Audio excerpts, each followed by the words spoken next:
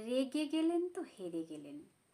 রাগের বশে করা কোনো একটি ভুল হয়তো আপনার সারা জীবনের আফসোসের কারণ হয়ে দাঁড়াতে পারে। একটা গল্প বলি, শুনুন। একটা লোক তার নতুন কেনা 4 চাকা গাড়ি পরিষ্কার করছিলেন। পরিষ্কার করা হয়ে গেলে তিনি গাড়িটা এক জায়গায় রেখে একটু দূরে যেই না গেছেন, তার ছোট্ট বাচ্চা মেয়েটি এসে ওই গাড়িতে কি যেন একটা ছোট্ট ছোট্ট হাত দিয়ে লিখছিল। লোকটি দূর থেকে দেখে তার মাথায় রক্ত চড়ে গেল যে আমার নতুন কেনা গাড়ি আর তাতে কিনা ও দাগ কাটছে। সে দূর থেকে একটা কাঠ ছুঁড়ে ওই মেয়েটির হাতে মারল।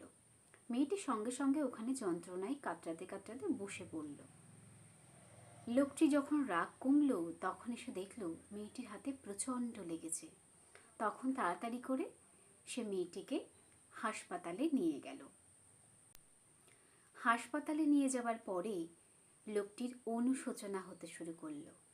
পিতৃত্ব জেগে উঠল তার মধ্যে।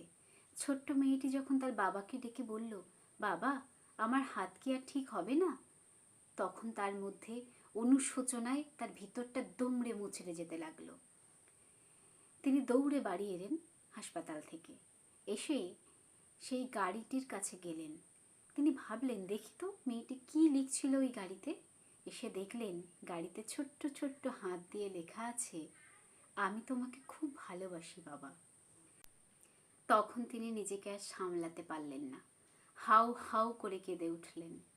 কিন্তু এখন তো আর কান্না করে কোনো ফল নেই, যা হওয়ার তা হয়ে গেছে। তাই বলি কি, রাগকে কন্ট্রোল করতে শিখুন। রাগের বশে এমন কিছু করে বসবেন না যা আপনার সারা জীবনের কান্না হয়ে দাঁড়ায়। ধন্যবাদ।